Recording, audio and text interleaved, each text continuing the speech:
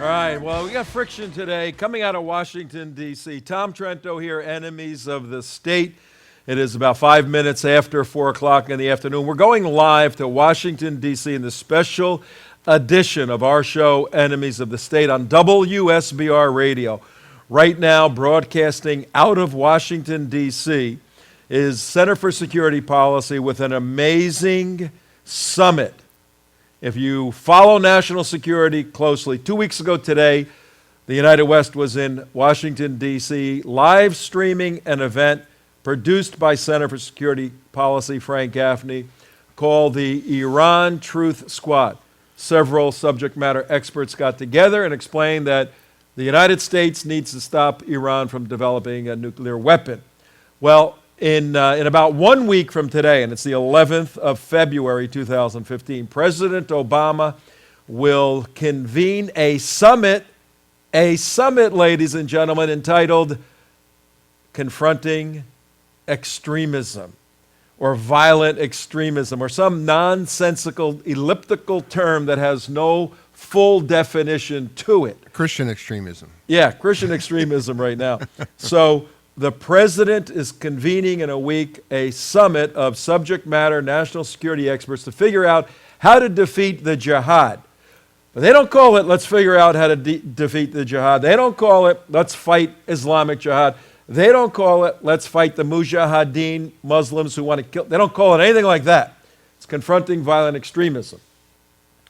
Conversely, right now on our special edition, we're going to Washington, D.C., and Frank Gaffney, Center for Security Policy, has convened a summit to preempt, what does that mean? 1 minute? Good. We're good. Frank Gaffney's coming on with Ted Cruz. To preempt the president, and Gaffney's summit, with an amazing array of subject matter experts, politicians, and national security people, is entitled, how about this? Defeating Jihad Summit. How about that? Defeating Jihad Summit. Yes. We're going to start out with one of the featured guests, the junior senator from the great state of Texas, Senator Ted Cruz. Let's roll it. United States House repeatedly now. Thank you. Not all of them. Not all of them, but enough. Enough. And thank you for your service in form as well, Congressman, is what you're doing now in the House. I know that we have another speaker somewhere in the vicinity, but I don't know if he's ready to roll out right this minute. Senator Cruz is not yet been seen. Could somebody ascertain whether he's ready to go? As 11 o'clock is the appointed hour, and I don't want to keep him waiting or chew into his time. I'm getting confusing signals. He's good to go. Okay. We will pause for a moment and welcome the junior senator of the state of Texas. Needs no introduction, and we'll get a very short one here, but we're delighted as always to have him. Senator Ted Cruz, if you want to use the podium, I know you're given to walkabouts, so if you want to do that in proximity to the podium, you're welcome. But let me just say, first of all, how grateful we are to you for coming today, and appreciative that this is only one of the things that you have to be attending to at the moment. But your leadership on so many of those things is really appreciated, and your leadership in this space is desperately needed. So welcome. Thank you for coming. Well, thank you, Frank. Good morning. Thank you for everyone for gathering here, and I appreciate this conference being assembled to address the growing plague facing the world. And by that, of course, I mean the Crusades.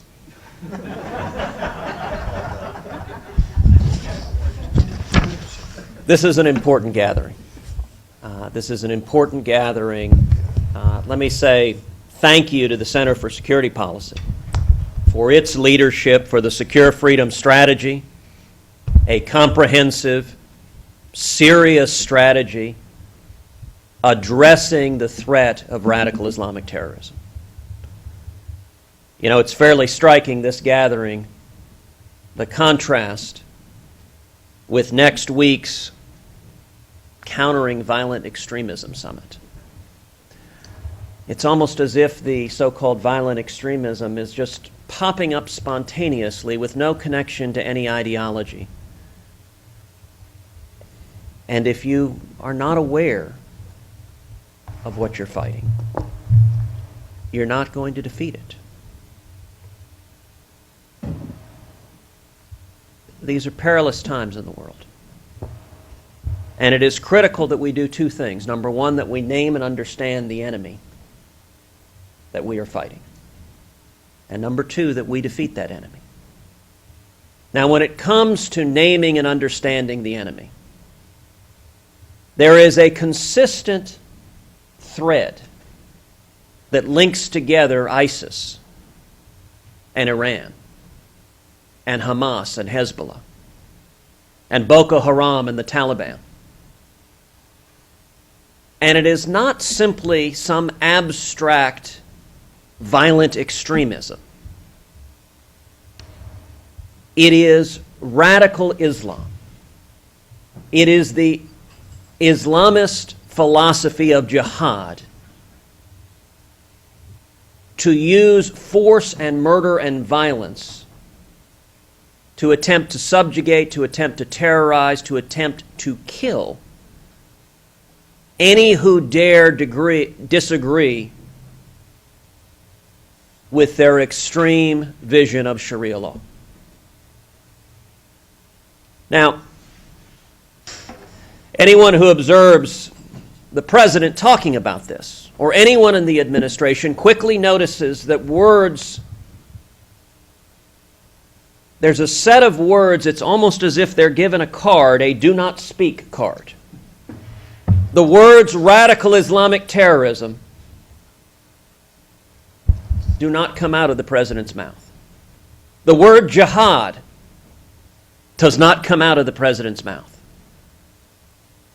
And that is dangerous. You know, I made reference to the prayer breakfast last week.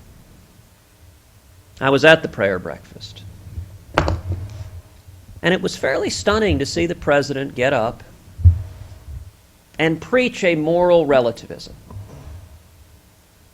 Yes, there are radical terrorists. Mind you, he wouldn't note they were Islamic terrorists, but there are radical terrorists. But quickly, he moves that those of other faiths have done terrible things, and he quickly shifted to the Crusades and the Inquisition. Now, the last I checked, the Crusades began in the 11th century. I don't think it's too much to ask for the president to stay in the current millennium. The Crusades ended over 700 years ago. Let's be very, very clear. If there were Christians torturing and murdering those who disagreed with their faith in order to impose their faith on others, I and the men and women gathered here would not hesitate an instant to speak out against that perversion of faith.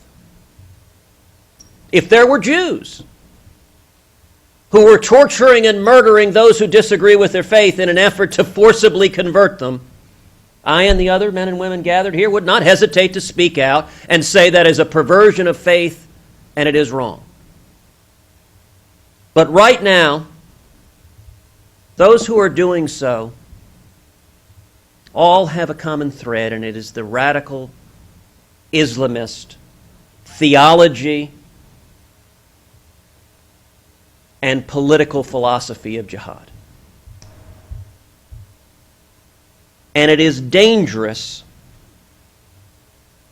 not to acknowledge it. Now, I will note in that prayer breakfast, the president said something that I think was every bit as troubling as the moral relativism of analogizing what's happening to the Crusades. And I would note he did so just days after ISIS had taken a Jordanian pilot, put him in a cage, doused him in gasoline, and lit him on fire. The moral relativism of saying, well, 7 centuries ago, other people of different faiths did terrible things too, so it's all the same. Another component of the president's remarks was that he talked about free speech and freedom of religion are intertwined. And he said, you cannot have one without the other. And when someone exercises their free speech to criticize the faith of another, we should all condemn it. Now, I found that a rather stunning assault on free speech from the president. It got very little press attention. Because, lest it be lost on anybody, what the president was saying is that Charlie was wrong to put a cartoon of the Prophet Muhammad on their magazine. And implicitly what that's saying is the terrorist who murdered those journalists had a legitimate grievance. That is wrong, that is pernicious. All across the world, people were saying, Je suis Charlie, standing up for freedom of speech. And I would note, criticism and even ridicule of faith is not limited to any particular faith. I'm a Christian. Some time ago, there was news of an artist who had submerged a crucifix in a vat of urine. It was pleasantly entitled, Piss Christ. Now let me tell you, that is offensive. And yet no one would have sought to murder the artist for insulting or ridiculing my faith. Right now on Broadway, a play is showing the Book of Mormon that is ridiculing and making fun of the Mormon faith. Last I checked, Mitt Romney didn't show up on Broadway trying to blow up the stage. It is not a permissible response for anyone of any faith to say, if you disagree with, or if you criticize, or even if you make fun of my faith, I will murder you.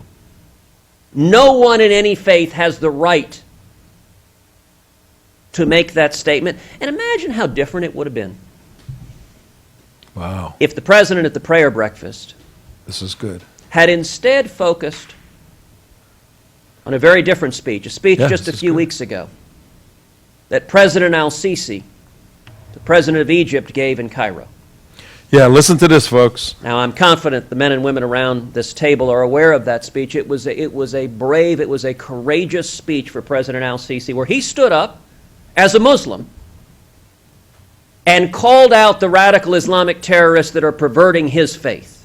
This is General called on Sisi other from Muslims Egypt that to Senator speak out Ted Cruz is the talking jihadists. about right now. It is about 19 minutes after 4 was a o'clock on the courageous 11th February. Tom Trento, Enemies of the President State on al-Sisi. WSBR Radio, 740 AM.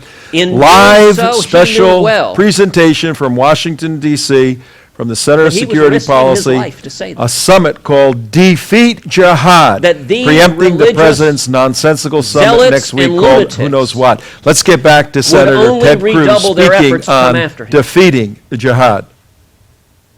Imagine what a different prayer breakfast it would have been if the president had stood up and commended President al-Sisi for having the courage Good? to speak the truth. Rather than justifying violence through moral relativism of everybody does it, rather than suggesting that we should muzzle free speech because of radical Islamists who take to violence, imagine if the president had been willing to name and understand the enemy. And then the second thing we have to do is defeat the enemy. Once we understand it, and I would note the name of this summit, Defeat Jihad Summit. Next week's gathering, I'm pretty sure they would say, what's that? Because that is not something they're intending to discuss. If you look at ISIS. ISIS is the face of evil. They are beheading children. They are crucifying Christians. They are beheading journalists.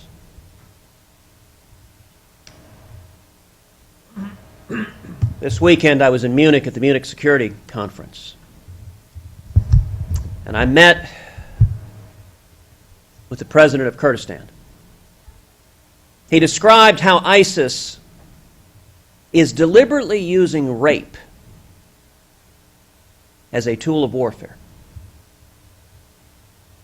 In particular, he shared a story of one of the communities ISIS has targeted, the Yazidis. He shared a story of a young Yazidi man who said to him, "They have captured and raped my mother, my sister, and my wife.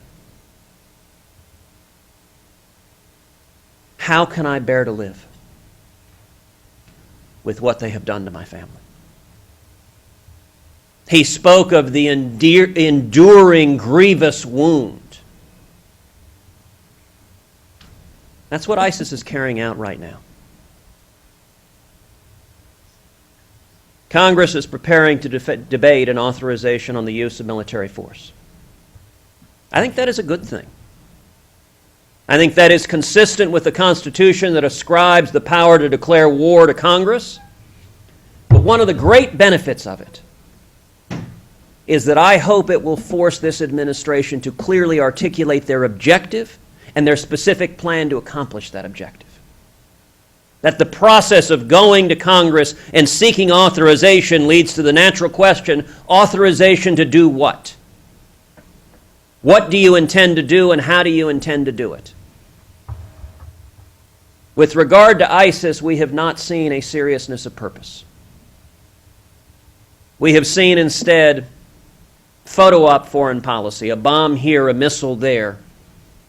Some months ago in the Senate Armed Services Committee, I took the opportunity to ask the Secretary of Defense and the Chairman of the Joint Chiefs of Staff, what would be required militarily if the objective were to destroy, not to degrade, not to weaken, to destroy ISIS in 90 days? What would be required militarily? The response from General Dempsey, "I'm sorry, that is simply not possible." Now, my response was, okay, perhaps that time frame is unrealistic.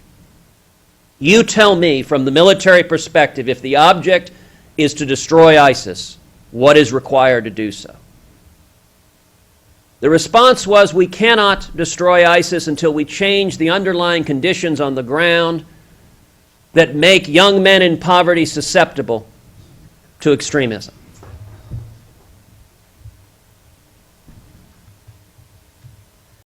There's a technical term for such things. It is nonsense. At the bar, it's a different technical term.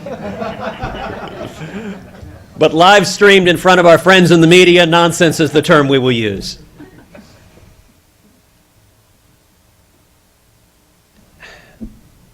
The solution to ISIS is not eradicating poverty throughout the Middle East. The solution to ISIS is not expanded Medicaid in Iraq. The solution to ISIS is to hunt down and kill the terrorist leaders.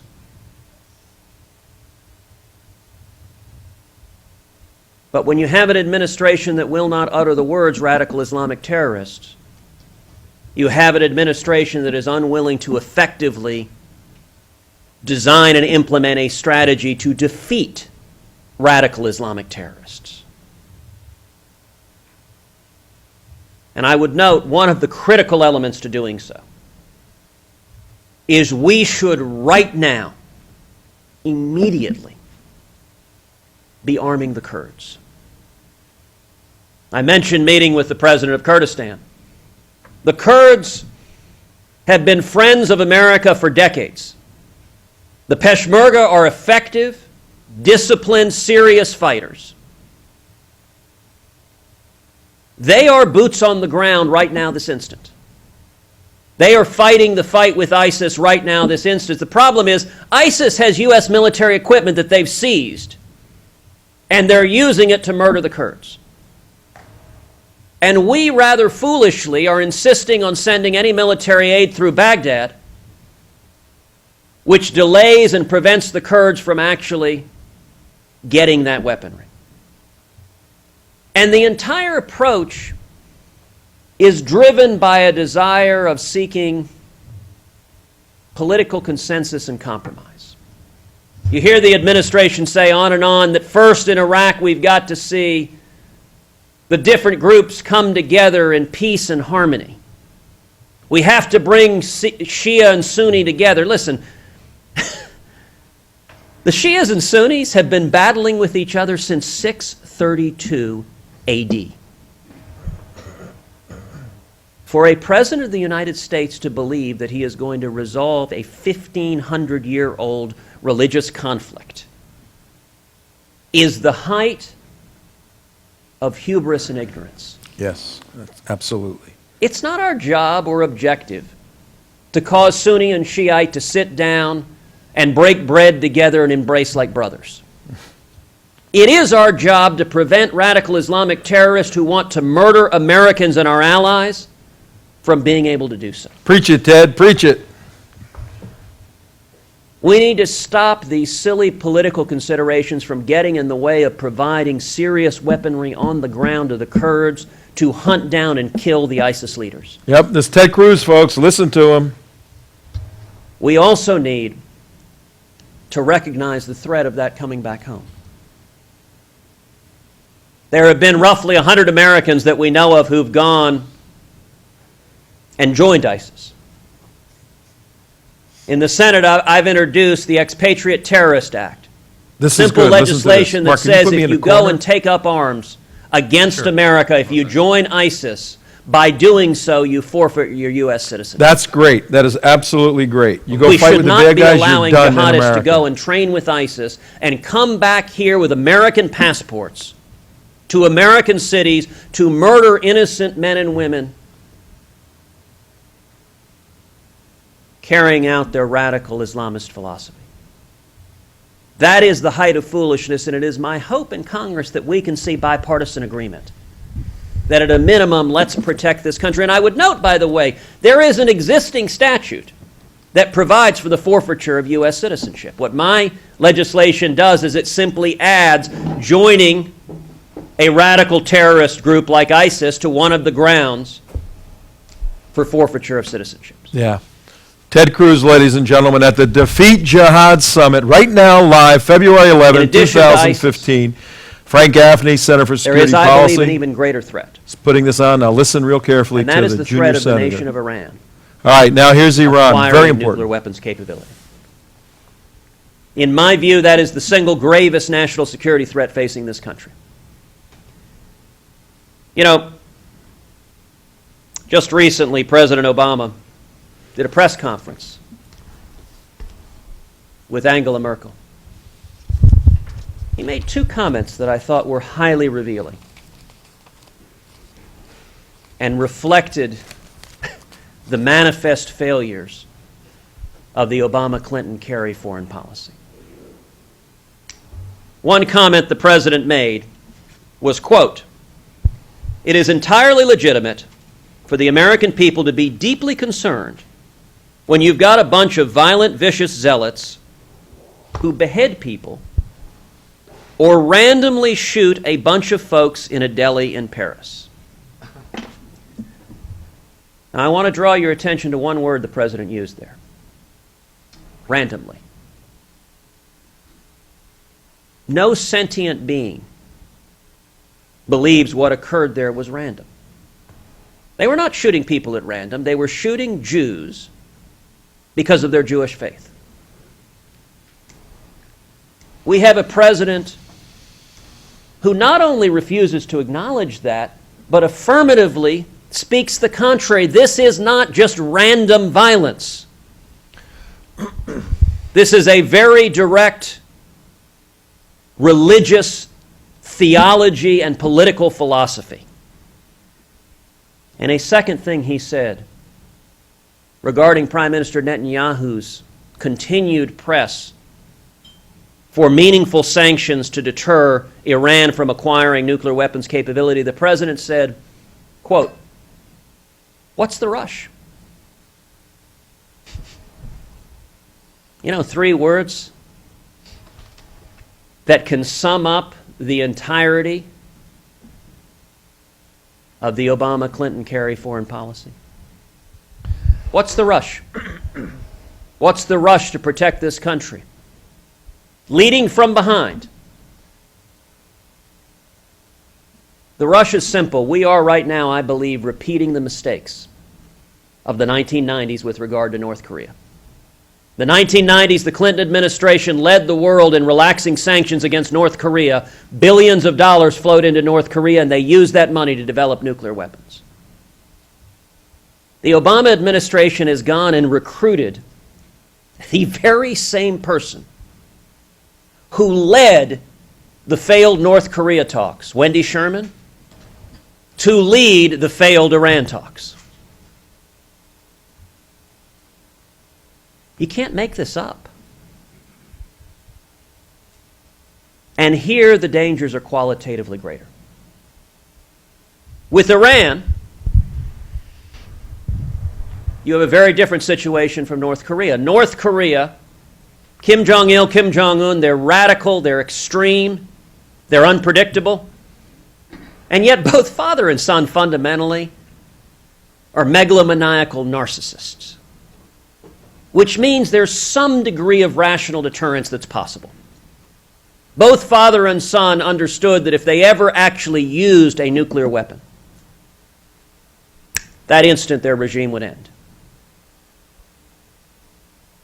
What makes Iran qualitatively more dangerous is its leadership, Khomeini and the mullahs, are radical religious zealots who embrace death and suicide, which means ordinary cost-benefit analysis doesn't work the same way. That's why understanding what it is we're fighting is so important. If you assume these are rational actors, then the Obama administration's policy, which I believe is facilitating Iran acquiring nuclear weapons capability,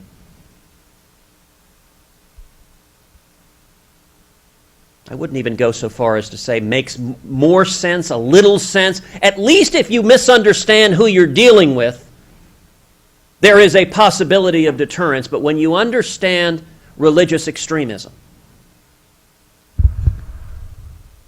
it changes the balance. In my view, if Iran acquires a nuclear weapon, the odds are unacceptably high they would use that weapon in the skies of New York or Los Angeles or Tel Aviv. And if they set off a nuclear weapon above Tel Aviv, it would murder vast numbers of Palestinians. And the danger is that Khomeini and the mullahs would find those acceptable losses. That the Muslims they would murder would go to be with Allah. These are leaders who have pledged their intention to annihilate the nation of Israel. And by the way, for anyone who is confused about who their enemy is, it is Israel that they call the little Satan, and it is America whom they call the great Satan. And because the White House seems confused about this, great Satan is not something your friends say to you. Good point, Ted.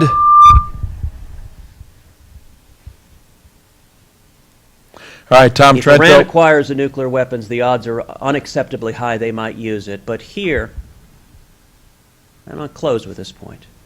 All right, listen carefully. Here's the alternative. Let's say Iran acquires a nuclear weapon and it doesn't use it. The inevitable result will be nuclear proliferation throughout the Middle East. as one country after another gets nukes to counterbalance Iran. Now, you've got a region that has been a powder keg for most of human history. You will end up with a scenario where you have nukes pointing at each other throughout the region, with governments that have long historical ties to radical Islamic terrorist groups. The danger of nuclear cataclysm He's right. He's right. becomes exponentially greater. And that, mind you, is the best case scenario. That, mind you, is the scenario that you go, oh, thank God the Iranians didn't use their nuke. They just set off a nuclear arms race in the most dangerous area in the world. Good point. And I will say this to any observers. If you're trying to figure out whom to believe about the dangers of Iran acquiring nuclear weapons, should you believe President Obama, who seems to believe it's no big deal, whose deputy national security advisor said that an Iranian nuclear deal will be the Obamacare of the second term? I think he meant that as a compliment. If you're trying to decide whether to believe the president, who does not seem concerned about Iran acquiring nuclear weapons, or the men and women gathered here who are, to a person, deeply concerned,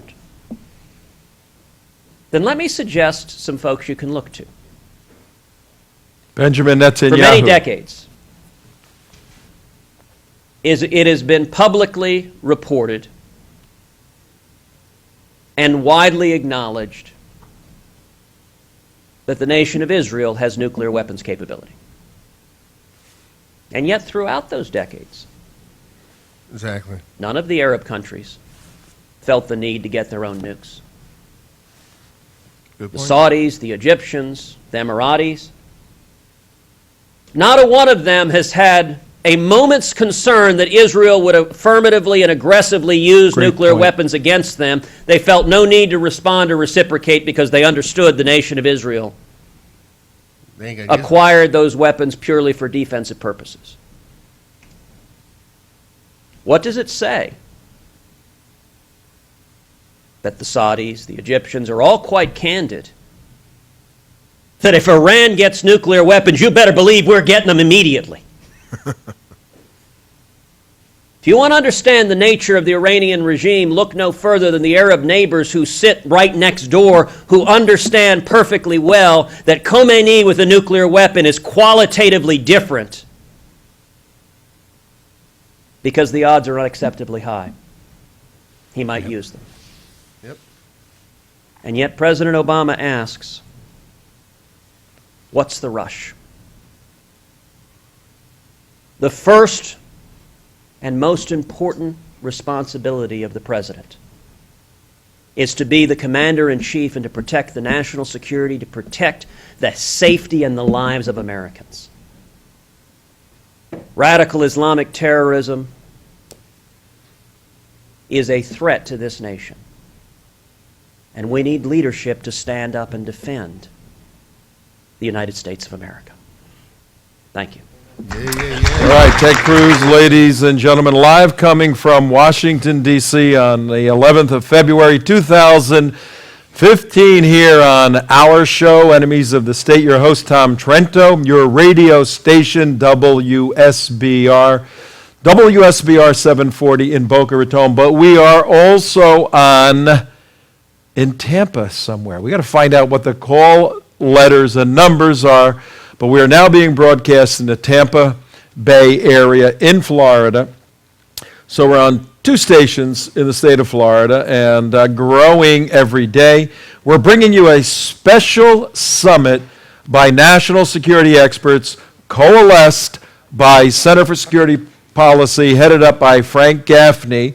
And all of this is done to preempt the summit on confronting violent extremism that the president will convene next week in, I believe it's Washington, D.C. The president is trying to put together a summit to figure out how to defeat jihad.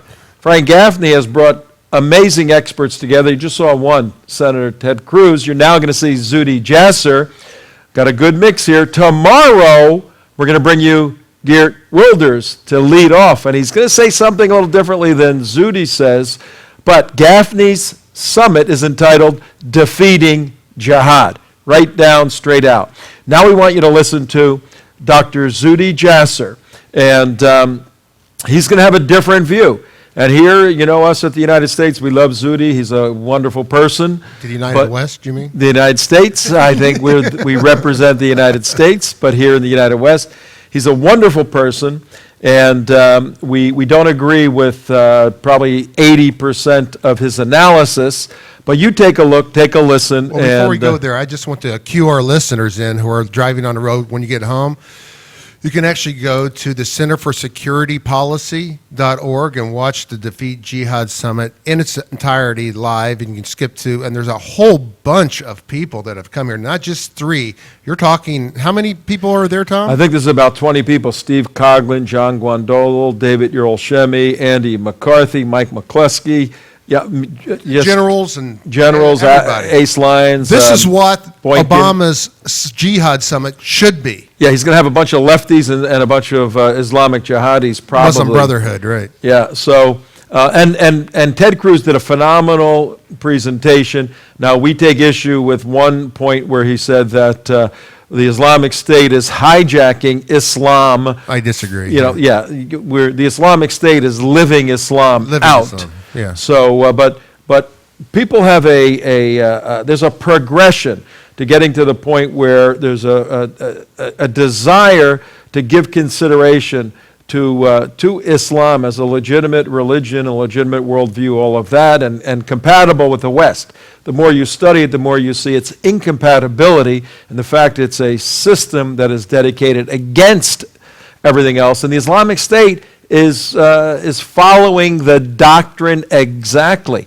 Zuhdi's going to disagree with that. Let's listen to Zuhdi, and you're going to learn a lot on this segment of our show here on February 11th, 2015. Enemies of the State. With extraordinary skill is to try to help give voice to what is almost entirely a silent community of people who, as we've discussed in the course of the program, do not embrace this doctrine of Sharia as it is being practiced by the jihadists, as it is being inculcated by leaders of Al-Azhar and the like that we've heard several times now the president of Egypt has challenged.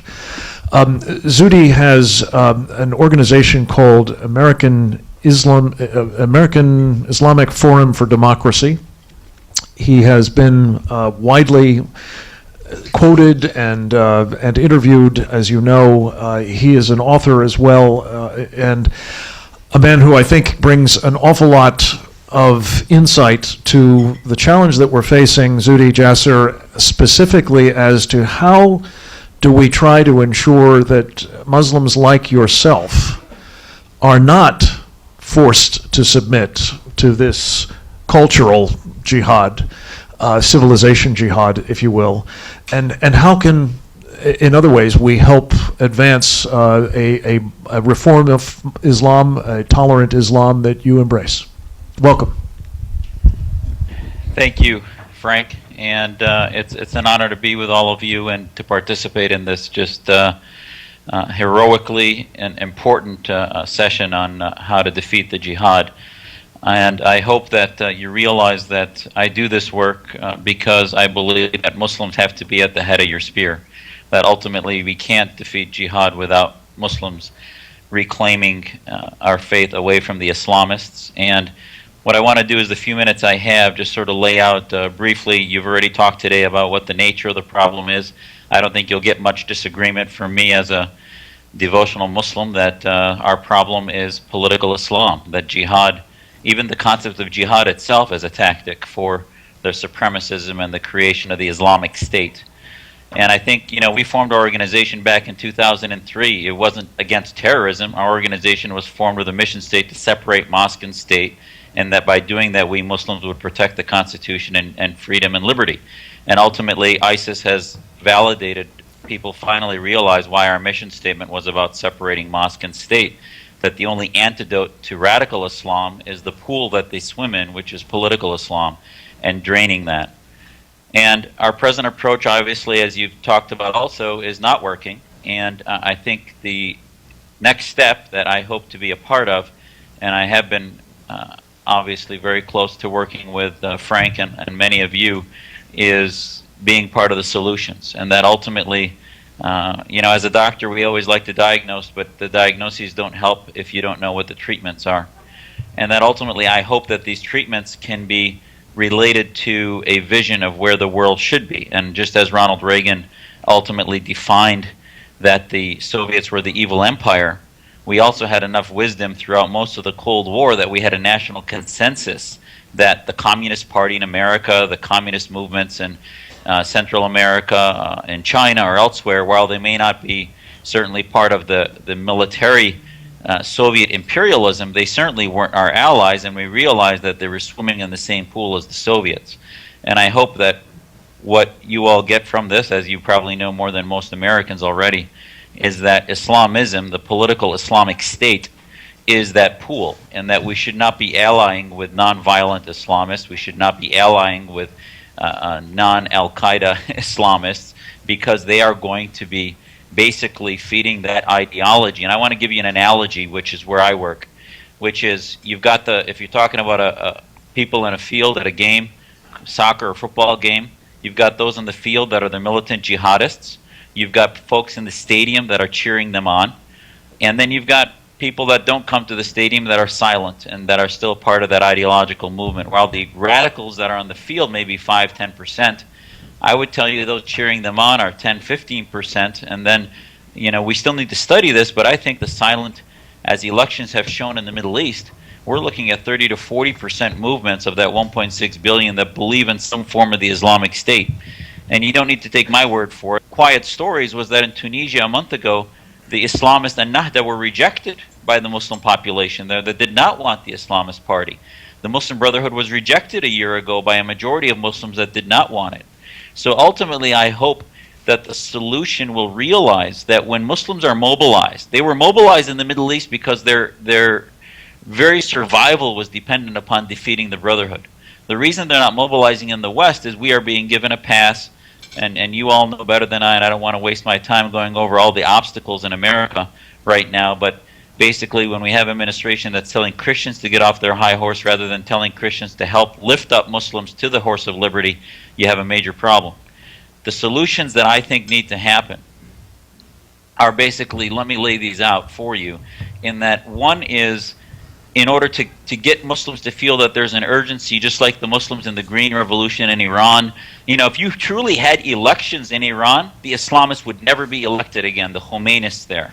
And I think Hi, this is Tom Trento coming live on February 11th, 2015 at about 49 minutes after 4 o'clock in the afternoon. We're listening to Dr. Zudi Jasser, part of the Defeat Jihad Summit, presented by Frank Gaffney Center for Security Policy. And let's get back, listening live from Washington, and really want to Dr. find Zudi that Jasser. third pathway, but they really have not yet formed the ability to unite.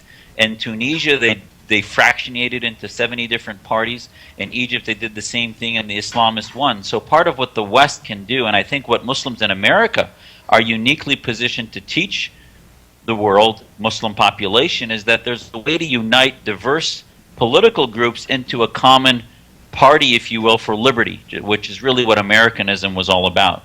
So the solution, I see it, as number one, to stop the nonsense of CVE. We're not countering violent extremism. I can't help you as a reform-minded Muslim with my book, A Battle for the Soul of Islam, if you say this is a battle for the soul of violent extremism. That's nonsense. So this whole movement that even includes people in the anti-jihadist movement, I have great affinity for the strength of Senator Lieberman, but folks like that are still using this language of CVE. This is not violent extremism. It's CVE is a symptom of a deeper Islamist ideology, and Senator Lieberman and others have mentioned Islamism, but still not to the full-throated problem that we need to identify. The second solution is to identify that the OIC is the evil empire of today. that ultimately within these countries that might be our allies in a short-term whack-a-mole program against Al-Qaeda in Yemen or wherever it may be, ultimately they are fueling the radicals. Saudis fed the radicals and militants in Syria. They continue to fuel an ideology. While they marched with us in Paris, they were whipping prisoners of conscience like Raif Badawi. And I think Natan Sharansky's article last week in the Washington Post, along with Dave Myers, really pointed out that where is the Reagans of today that would identify America with the prisoners of conscience like Raif Badawi? If my organization was in Saudi Arabia, I would be whipped every Friday in front of a mosque the way Raif Badawi was being whipped. And yet our president, our commander-in-chief, the chairman of the Joint Chiefs was having essay contests flattering the king upon his death, rather than, sadly, I would say it should be cheered. These are tyrants, and I think ultimately we can't engage reformists with credibility in the West if we continue to cheer on their tyrants that are ruining any efforts at modernization. So that's redefining the OIC. Third is identifying prisoners of conscience in every country as being the leaders of the future of the Middle East. Fourth is creating platforms for reformers, safe spaces where we can have a voice, a seat at the table. As much as it may help to call some of the Islamist group terrorists, I will tell you that ultimately I can't engage groups that then get pushed underground. I think Turkey has the problem today it has because the Islamists of the AKP were pushed underground for decades, and it empowers them. In Egypt, the Brotherhood is as powerful as it is because Nasser, Sadat, and Mubarak pushed them underground. So yes, groups that openly advocate violence are terror groups, but groups that openly advocate the Islamic State concept or Islamists, they're just like the communists, but we can defeat them in America without pushing them underground and making them illegal. So I think this is important, in that we need to engage anti-Islamists against Islamists in a productive fashion. Fascinating and this needs stuff. a public-private partnership. And I hope He sounds so ultimately right as on, we but build a he's, strategy in defeating the jihad, you he's realize, wrong on many levels. and you help me realize that public-private he's so partnership wrong on so many includes levels. how do we declare the OIC the evil empire and the neo-caliphate of today? You say, you know what, Muslims don't want Islamic states of any kind, whether it be ISIS or An-Nahda in Tunisia. They want Tom Trento liberty, here, and we Enemies can of the help them State. The figure name out of the how to show, do it that. is, Like when the Iron Curtain 53 fell minutes down, after we the helped hour, modernize 53 minutes after 4 o'clock. the We're bringing you a previous, special satellite live states that now summit Estonia, from Washington, Romania, and others D.C., are beginning to presented by somewhat Frank thrive Gaffney, because Center of for Security Western Policy influence on of how to defeating create jihad. civil society. And there's about So this 20 is an different important. I think the speakers. new In fact, we're going to doctrine bring you should be some this people absurd tomorrow doctrine also. that we just heard from We just heard Susan Senator Rice Ted called the Cruz strategic develop an patience, eloquent but rather national one of a security liberty doctrine. contextual And that's what if there's policy. one thing you leave from my And comments, now, I hope that the here next goes president Judy Jassy. has a liberty doctrine, that we advance and protect those Muslims that are on our side on liberty and reject the Islamists of the OIC as the evil empire. And I think ultimately the last plank for solution is to stop lifting up Islamists, obviously not meeting with them in the White He House, uses the word not Islamist. Who's smoking? endorsing them and countering violence. They may have common enemies sometimes because the radicals of Al-Qaeda may hate the Brotherhood, but ultimately they're feeding from the same trough. They have the same vision, but a different sense of how to get there. And we in the West need to identify all forms of political Islam and the Islamic State as a threat. And I will tell you, if you look at, there are reformers, I talk about them in my book. President Wahid had a book called The Illusion of the Islamic State. And That he was did, an illusion, actually. That was an 500-page illusion. description talking about how you can reject certain hadith that are calling for Islamic government. There are leaders like Abdullah Naim that has a book called Islam and the Secular State, on and on. So as much as certainly doctrinal Islam is a problem today, there is a way to engage pious, devotional Muslims in that solution. But they're not really so we're here to Muslims partner anymore. with you. I will tell you that lastly, if we miss the crosshairs and we identify Islam, the faith, as the problem, you will end up marginalizing the very solution, and I think taking a long war and making it an infinite war. So I think that Islam is in the same time of history as where the West was in rejecting theocracy. And I hope that we can have a long-term strategy for that by engaging reformists and not just the apologists. Dr. Thank Jasser, thank you very much. Okay, well, very interesting. That was Dr. Zuhdi Jasser. Actually, it's M. Zuhdi Jasser. He doesn't use the M. The M stands for Muhammad. Most Muslim men are named after Muhammad. Many of them are. Well, actually, the first names are immaterial because everybody goes by their last names. Muhammad really means nothing. Well, it means he's named after the prophet, is Yeah, what it means. But Zuhdi's family's from Syria. His grandfather was banished from the country fighting the Bashar Assad's father. So Zuhdi's father also came over to the United States. Zuhdi was born here. He went to, where did he go to school? I forgot where he went to school. Went to medical school, then went into the United States Navy. Yeah. 11 years in the Navy, lieutenant there. Actually served in Congress. He was the doctor to Congress. So if you were a congressman or a senator and you got sick, Zuhdi was on call to take care of you when you were in Congress. Know him very, very well and have a major disagreement with him. But what you've been listening to for the past hour on our show is a special live report from Washington, D.C., preempting the nonsensical report next week. I believe it's 1 week from today, countering violent extremism, convened at the White House by the president to figure out how to defeat Islamic Jihad. But you can't call it Islamic, you can't call it the Jihad, but we're going to defeat it, whatever it may be. Gaffney, in a brilliant move, preempted the president by bringing together, let me just read some of the names that were involved in this summit today. Attorney General Michael McCasey, former House Speaker Newt Gingrich, U.S. Senator Ted Cruz, Representative Stephen King out of California, Mike Pompano, Dutch parliamentarian Geert Wilders, Lars Hedegaard, brilliant Britain's Lord Malcolm Pearson, and then many of the people who are on Team B too. So an astonishing array of people. But the two we showed you today, we showed you Ted Cruz laying down for about 30 minutes a very contextual national security policy, getting a good understanding of fighting Islamic Jihad. Ted missed the boat a little bit on believing that the bad Muslims have hijacked the good Muslims, hijacked the religion against the good Muslims.